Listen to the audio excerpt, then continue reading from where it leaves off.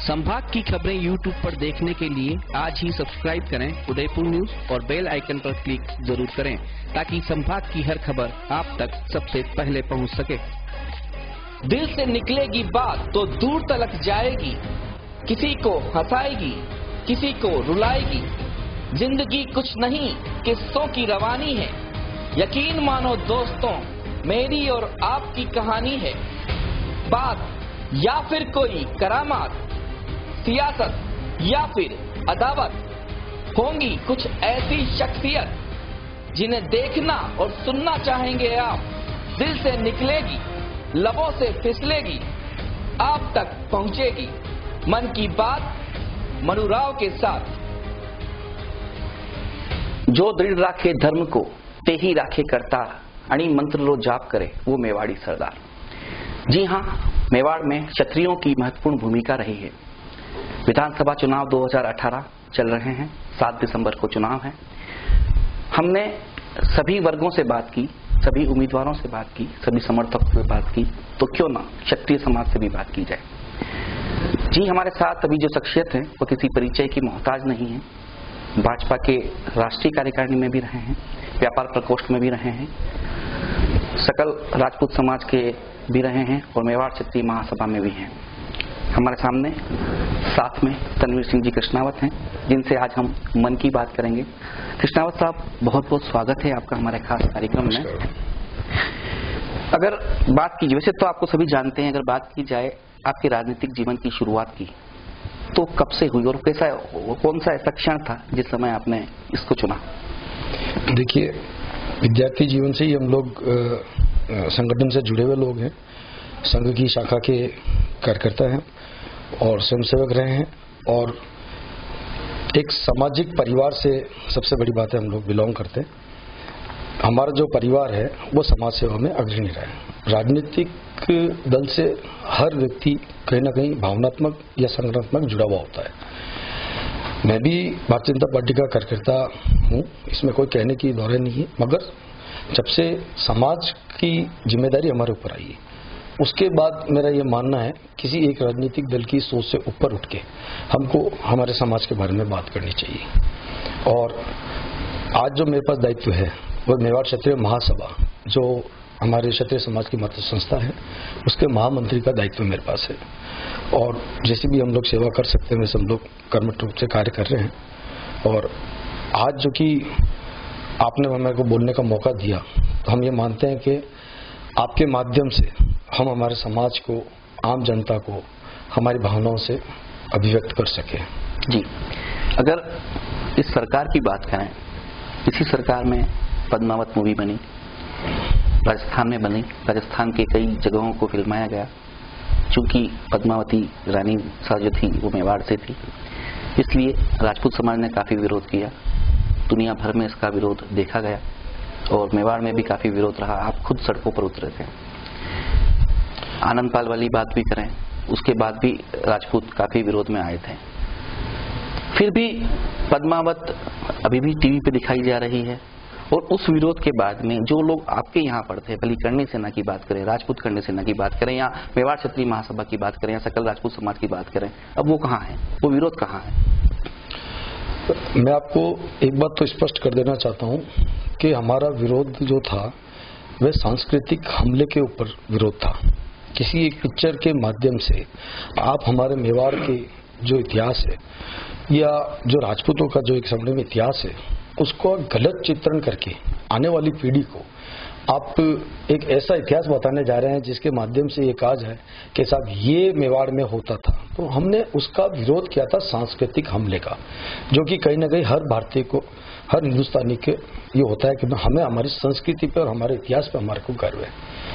हमारा जो पद्मावती से विरोध था उसमें जो इन्होंने दो वर्गों के अंदर एक इस टाइप से प्रदर्शित किया था इन्होंने कि माँ पद्मावती का चित्रण ही गलत किया था, जबकि जौहर जो था वे 36 कौम का जौहर था और अपनी माताओं ने अपनी आहुति देके और उस जौहर को बुलंद किया था।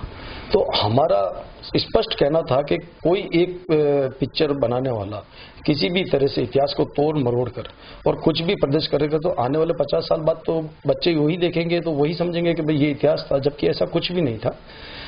और राज्य सरकार का हमारे सामने ये विरोध था कि चूंकि ये मुद्दा जो था वो राजस्थान से था, तो हमारी ये मांग थी कि राजस्थान सरकार पहल करे और इस पिक्चर को पूर्ण रूप से बैन करे। करणी सेना धन्यवाद की पात्र है कि उन्होंने इस मुद्दे को बहुत ज्वलंत रूप से उठाया और संपूर्ण क्षत्रिय समाज और इसमें 36 कौम के लोग शामिल थे, इसका विरोध हुआ।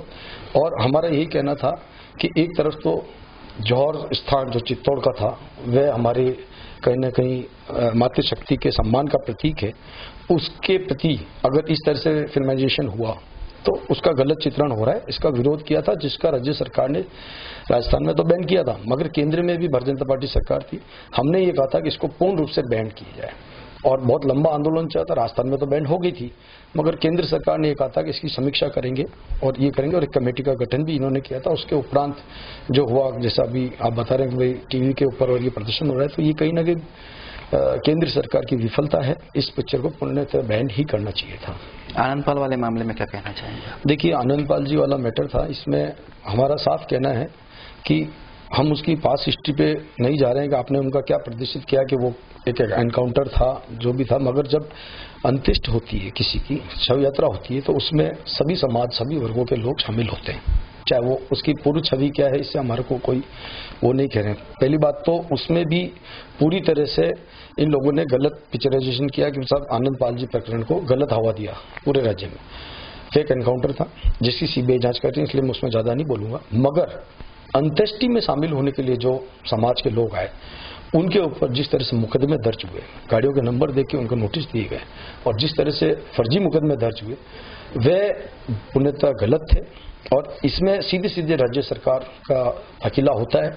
तो हमारा ये कहना था कि हमारे समाज के जो बुजुर्ग हैं, जो हमारे सीनियर्स थे, उनके खिलाफ भी मुकदमे गलत दर्ज हुए, उसको आप फर्जी मुकदमों को वापस लिया जाए। राज्य सरकार ने उसको माना कि हाँ साहब हम लोग इसको वापस ले लेंगे, मगर इतनी ढिलाई से उस निर्णय को इन्होंने किया कि आज आचार संहिता लगते लगते वो 22,000 मुकदमे लंबित रह गए और युवा जो 35 साल का 30 साल के बच्चे थे वो आज मुकदमे झेल रहे हैं, राजकार्य में बाधा और जो भी संपत्ति का नुकसान। ये फर्जी मुकदमों को अगर राज्य सरकार वापस ले ली थी तो कई बच्चे जो थे वो प्रतियोगिता परीक्षाएं जो दे रहे हैं उसमें उनकी अड़चन नहीं आती, हमारा ये कहना है। भारतीय जनता पार्टी के एक नेता हैं जो राजपूत हैं, गजेंद्र सिंह जी, वो हर जगह जाकर जो प्रचार कर रहे हैं वो ये कहने कि नहीं राजपूत भारतीय जनता पार्टी के साथ हैं, क्या कहना है आपका? नहीं, आपका प्रश्न वापस कीजिए। गजेंद्र सिंह जी शक्तावत कांग्रेस से चुनाव लड़ रहे हैं। जो भारतीय जनता पार्टी के नेता हैं, अभी हाल ही में गजेंद्र केंद्र मंत्री जी, क्योंकि गजेंद्र सिंह जी एक हमारे मेवाड़ से भी चुनाव लड़ रहे हैं। मैं वो बात कर रहा हूँ जी। इसलिए देखिए, भारतीय जनता पार्टी के साथ हैं, भारतीय जनता पार्टी के कार्यकर्ता हैं, भारतीय जनता पार्टी के सांसद हैं, भारतीय जनता पार्टी के विधायक हैं, भारतीय जनता पार्टी के पदाधिकारी हैं। हम ये थोड़ी कह रहे हैं कि राजपूत समाज भारतीय जनता पार्टी में नहीं है, हम तो ये कह रहे हैं राजपूत समाज आपसे स्पष्टीकरण मांग रहा है। मैं तो माननीय गजेंद्र सिंह जी से भी आपके चैनल के माध्यम से ये पूछूंगा कि मेवाड़ से जो राजपूत विधायक चुन के आए, जिनकी काबिलियत के बल पे आपने पुणे उन्हीं को टिकट दिया, क्या आपने उनको मंत्री परिषद में 5 साल में कभी कोई प्रतिनिधित्व दिया? क्या आपने मेवाड़ को उसके हक का कोई भी प्रतिनिधित्व दिया? या कोई भी ऐसी नियुक्ति तो बता दीजिए जो राजपूत समाज को, मेवाड़ की राजपूत समाज को आपने प्रदेश में कोई निश्चित स्थान दिया हो। तो गजेंद्र सिंह जी माने खुद ही केंद्र में मंत्री हैं, राज्यवर्धन सिंह जी मंत्री हैं, हमें कोई उसमें आपत्ति नहीं, हमें खुशी है कि राजस्थान को पूरा प्रतिनिधित्व मिला। मगर मेवाड़ से तो हरिओम सिंह जी भी जो हैं सांसद थे, सुरेंद्र सिंह जी मान्य आगरा सांसद थे और सिंचाई मंत्री भैरव सिंह जी के टाइम में थे। भैरव सिंह जी के टाइम में हमारे को कोई आपत्ति नहीं थी, उन्होंने पूरा मंत्रिपरिषद में मेवाड़ को स्थान दिया, गौरव दिया। महाराणा प्रताप सर्किट उन्होंने योजना जो भी थी, मेवाड़ कॉम्प्लेक्स योजना में भी उन्होंने बढ़ावा दिया। तो भारतीय जनता पार्टी सरकार ने तो राजपूत समाज को 5 वर्ष में कुछ स्थान दिया ही नहीं। वही हमारा विरोध है कि आपने हमारे साथ, हमने आपका दिल खोलकर साथ दिया, बदले में आपने हमारे को कुछ भी नहीं दिया। तो दर्द तो आखिर है, वो दर्द हम अभिव्यक्त कर रहे हैं आपके साथ। भारतीय जनता पार्टी के देहात जिला अध्यक्ष गुणवंत सिंह जी ने टिकट मांगा था, बिल्कुल, और उन्होंने तैयारी भी पूरी की कि नहीं मैं हर हाल में लड़के रहूंगा, फिर टिकट नहीं मिला, फिर भी वो पार्टी के साथ हैं, क्या कहना चाहेंगे आप? देखिए, यही तो हमारी संस्कृति है। मांगना राजनीतिक रूप से हर कार्यकर्ता का हक है। गुरवंत सिंह जी ने झाला ने जिस दिन टिकट मांगा था उस दिन भी समाज उनके साथ खड़ा था, और अब टिकट नहीं मिला, ये एक राजनीतिक दल के अंदरूनी हालात हैं, इसमें हम लोग कोई टिप्पणी नहीं करते। मगर राजपूत समाज को बीजेपी ने टिकट दिया, मैं ये भी कहता हूँ जो राजपूत प्रत्याशी उनको समाज पूरा सहयोग करे। मगर यही तो कह रहा हूँ, पिछली बार भी सहयोग किया था, जीत के उपरांत क्या हमारे को प्रतिनिधित्व मिलेगा, यही तो हम आश्वासन मांग रहे हैं उनसे। और यही तो हम कह रहे हैं कि हम लोग वोट तो दे चुके थे, पिछली बार भी दिए थे, इन्हीं विधायकों को हमने वोट दिए थे, मगर क्या हमारे साथ न्याय हुआ, ये आत्मविश्लेषण करने के उपरांत ही आप फैसला करें। खाली ये तो 2 विधायक हैं, हम तो 28 विधानसभा क्षेत्र में मेवाड़ में राजपूत वर्ग जो है वो निर्णायक भूमिका में है। तो हम तो यही कह रहे हैं कि साहब आप जो भी फैसला करें वे राजपूत समुदाय को कम से कम हमारी भावनाओं को ध्यान में रख के फैसले करें, तो हमें कोई आपत्ति नहीं होती है। और आपत्ति है तो बिल्कुल है, रणधीर सिंह जी भिंडर वाले प्रकरण में हमारे को आपत्ति है कि हमारे समाज का व्यक्ति था, अपने 5 वर्ष तक उनको एक भारतीय जनता पार्टी की सदस्यता तक नहीं दे सके, तो ऑब्जेक्शन क्यों नहीं करेंगे? हम यही तो पूछ रहे हैं, और इस पर पूछने में हर समाज के व्यक्ति को पूछने का हक है। और आपकी पार्टी तो ये कहती है कि यहाँ पे कार्यकर्ताओं की पार्टी है, बोलने का हक है, तो हम अपने हक का उपयोग कर रहे हैं, इसमें गलत क्या कह रहे हैं? गुलाब जी को जब ऐसा लग गया था कि उनका लगभग फाइनल है, तो सबसे पहले वो महेंद्र सिंह मेवाड़ के पास गए वार्ता की, क्या कहना चाहेंगे आप? देखिए, आदरणीय महेंद्र सिंह जी मेवाड़, अरविंद सिंह जी मेवाड़ हमारे मेवाड़ के राज परिवार से हैं, उनका सम्मान है। गिरजा जी भी गई, खुशी की बात है, इनको जाना चाहिए, आखिर राज परिवार के सदस्य हैं। इनके जो इतिहास है हमारा यही कहता है कि हमारे को घर के सीनियर से मिलना चाहिए, सम्मान प्राप्त करना चाहिए और आशीर्वाद प्राप्त करना चाहिए। अच्छी बात है, खुशी की बात है। अगर इतनी भावना इनकी है तो इनको समाज के नीचे तबके के लोगों से भी मिलना चाहिए था। महाराणा साहब से इन्होंने आशीर्वाद लिया, खुशी की बात है, बहुत अच्छी बात है। गिरजा जी ने लिया, बहुत अच्छी बात है। मैं तो उनकी बात कर रहा हूँ जो कृषक समाज से है, जो गरीब राजपूत है, जिनकी आए दिन अनदेखी हो रही है, या जिनके बारे में बयान दिया जा रहा है कि साहब ये महलों में कैद हो गई। तो उस भारतीय जनता पार्टी कार्यकर्ता की आप क्यों नहीं सोच रहे हो, जो आपके लिए रात दिन भूखा प्यासा गांठ के पैसों से, गांठ की रोटी से आपकी भारतीय जनता पार्टी की सेवा कर रहा है, उसको मौका क्यों नहीं देते हो आप लोग? मैं यही तो पूछ रहा हूँ, और क्या पूछ रहा हूँ। लगातार 3 बार कटहरे जी यहाँ पर विधायक रह चुके हैं, राज्य के दूसरे नंबर के नेता हैं, क्या सोचना आप उनके बारे में, क्या कहना चाहेंगे? देखिए, व्यक्तिगत रूप से गुलाब चंद जी कटहरिया मेवाड़ का प्रतिनिधित्व करते हैं, अच्छी बात है। मैं आपके माध्यम से ये पूछना चाहता हूँ कि 15 वर्ष हो गए उनको, उन्होंने राजपूत समाज का प्रतिनिधित्व कितना दिया, राजपूत समाज के साथ कितना न्याय किया, ये वो खुद ही खुलकर बोल क्यों नहीं देते आके? मेवाड़ के हैं और मेवाड़ का शेर कहा जाता है, तो उस शेर से हम ये तो पूछ रहे हैं कि जो दूसरे शेर हैं उनके साथ आपने न्याय क्यों नहीं किया? बस हमारा तो बहुत सीधा प्रश्न है, आप हमको बहुत खुल के बता दीजिए कि मैं आपसे जो जात का प्रश्न वही तो पूछ रहा हूँ, जो मेरी जाति के लोग पूछ रहे वही तो मैं आपसे पूछ रहा हूँ कि परम आदरणीय गुलाब सिंह जी कटहरिया साहब, आप गृह मंत्री के पद पे थे, गृह मंत्री के पद पे तो गुलाब सिंह जी शक्ताव साहब भी थे, उन्होंने तो कोई शिकायत नहीं थी, समाज को उनसे भी कोई शिकायत नहीं थी। किरण माहेश्वरी जी भी चुनाव लड़ रही, कैबिनेट मिनिस्टर तो वो भी है, उनसे तो हमारे को कोई शिकायत नहीं, हमने उनका तो उल्लेख नहीं किया। आपका उल्लेख क्यों आ रहा है? तो आपका कार्यशैली जो है वो कहीं ना कहीं ये साबित करती है कि क्षत्रिय समाज के लिए आप खुलकर नहीं बोल रहे हो। आप खुलकर बोल दीजिए ना। हम यही तो कह रहे हैं कि रणधीर सिंह जी भिंडर की सदस्यता क्यों नहीं दी, ये तो आपकी पार्टी का मामला है ना, ये तो कोई राज्य सरकार से या केंद्र सरकार से पूछना नहीं पड़ता है। और मेवाड़ में तो आपके बगैर कुछ होता नहीं है, मेवाड़ की तो टिकटों में भी आपका पूरा दखल रहा। तो हम आपसे यही तो पूछ रहे हैं कि आपने हमारे समाज के साथ न्याय किया, तो आप हमको ये बता दीजिए कि भाई मैं रणधीर सिंह भिंडर के साथ में इसलिए उनको भारतीय जनता पार्टी की प्राथमिक सदस्यता तक नहीं दे सका। मेवाड़ की 28 सीटों के बारे में क्या कहना चाहेंगे? देखिए, मेवाड़ की 28 सीटों में आज की तारीख में राजपूत समाज पूर्ण रूप से आत्मविश्लेषण कर रहा है और विश्लेषण के बाद ही अपने मताधिकार का अधिक से अधिक प्रयोग करे, मैं यही कह रहा हूँ।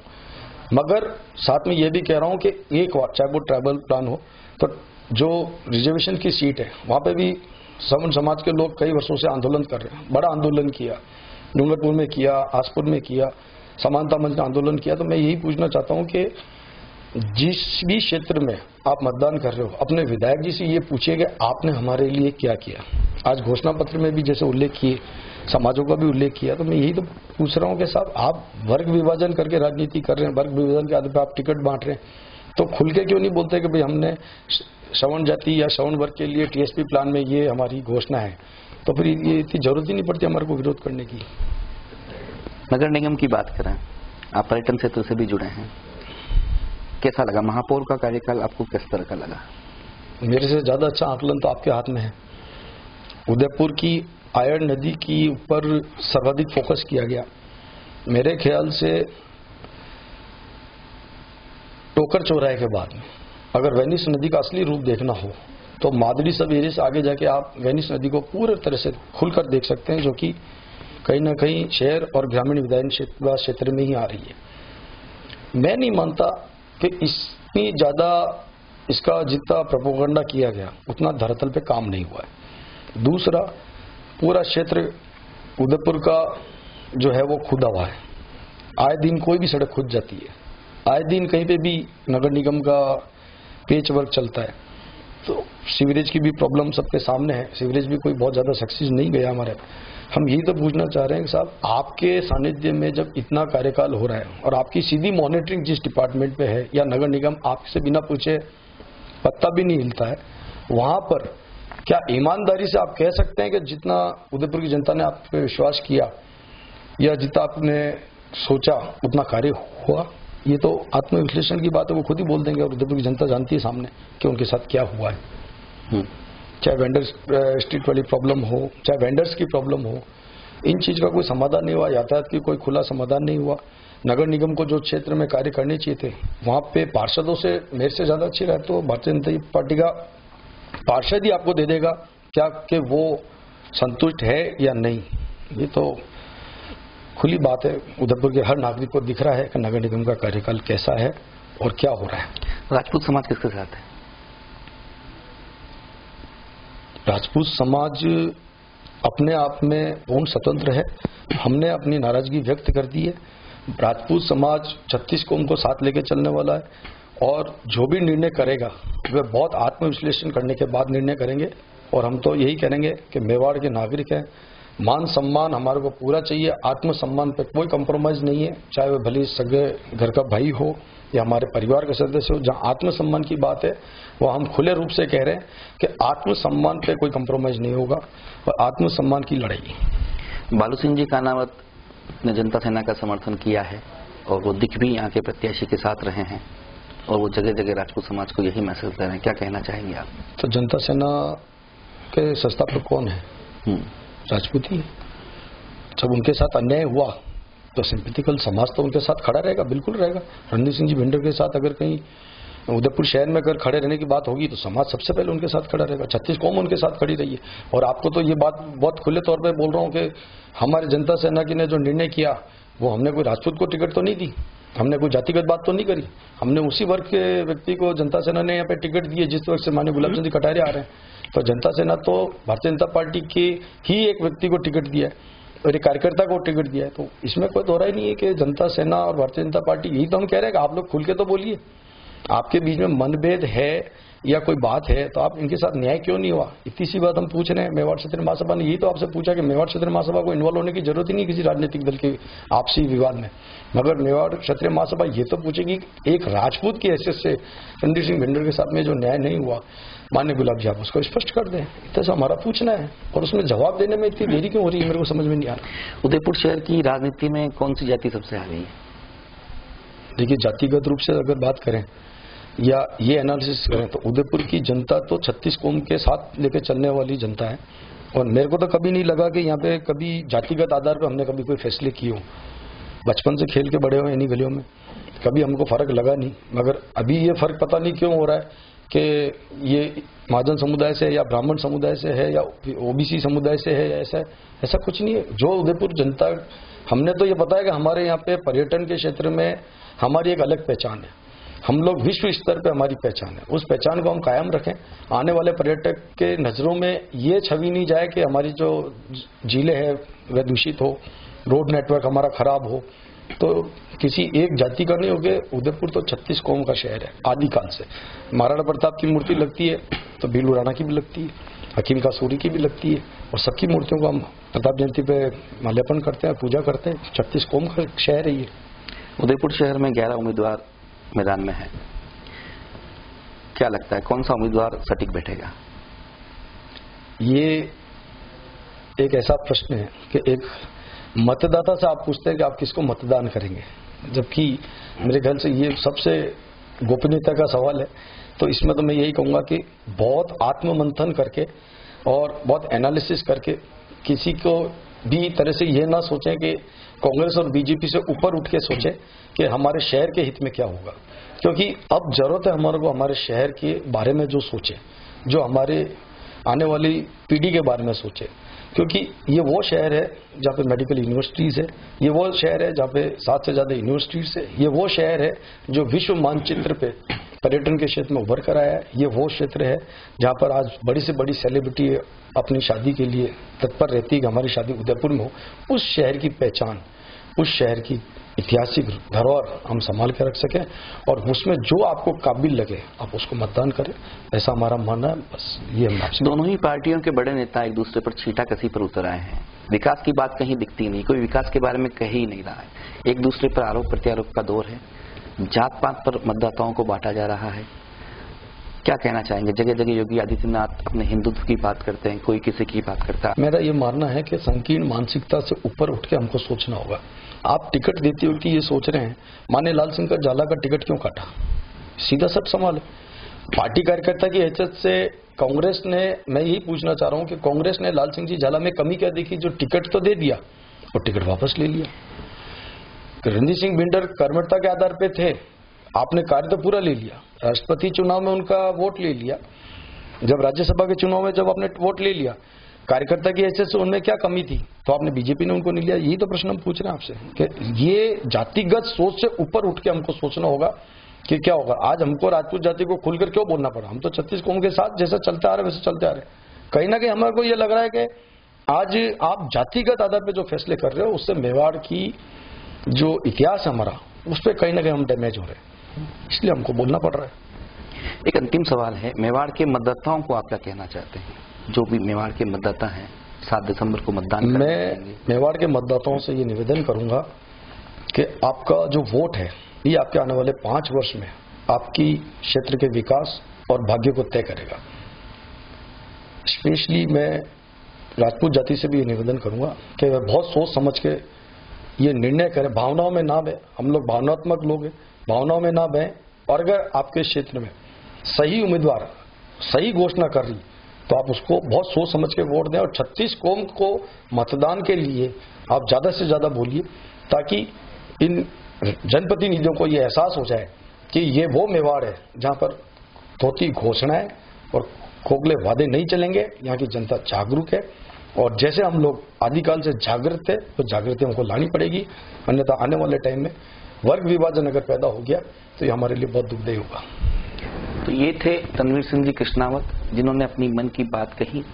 कहीं न कहीं इनको लगता है कि जो भी पार्टियां रही हैं मेवाड़ के राजपूतों को उतना प्रतिनिधित्व नहीं मिला जितना मिलना चाहिएगा। हम आगे भी आपको और बहुत सारी शख्सियतों से मिलाते रहेंगे। 7 दिसंबर मतदान जरूर करिए, क्योंकि आपका मताधिकारी बताएगा कि आपके दिलों पर राज कौन करता है। नमस्कार। संभाग की खबरें यूट्यूब पर देखने के लिए आज ही सब्सक्राइब करें उदयपुर न्यूज और बेल आइकन पर क्लिक जरूर करें, ताकि संभाग की हर खबर आप तक सबसे पहले पहुंच सके।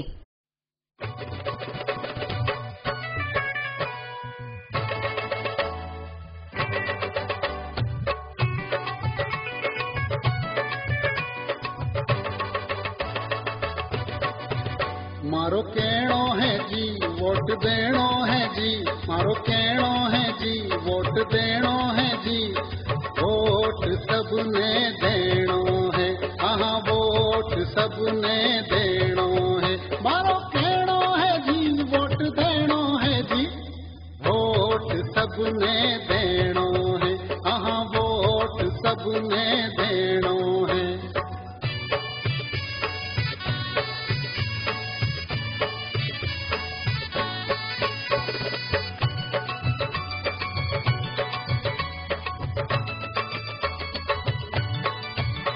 दिसंबर ने बूथ पे जानो है जी, वोट डालना है जी, पर्ची देखनी है जी, वोट डालना है जी, पर्ची देखनी है जी।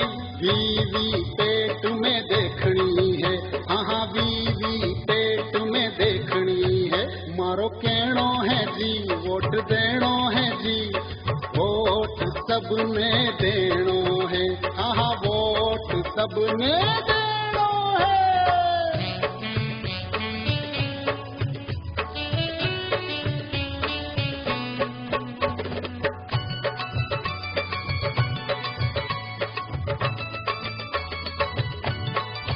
नोट नी लेनो है, दारू नी पीनो जी, दबाव नी सहनो है जी, दबाव नी सहनो है जी। लोकतंत्र मजबूत करनो है, हाँ लोकतंत्र मजबूत करनो है। मारो कहनो है जी, वोट देनो है जी, वोट सबने देनो है, हाँ वोट सबने देनो है। भाया वोट सबने देनो है, तुका वोट सबने देनो है। रे बापू वोट सबने देनो है, ओ बेना वोट सबने देनो है, बाता वोट सबने देनो है।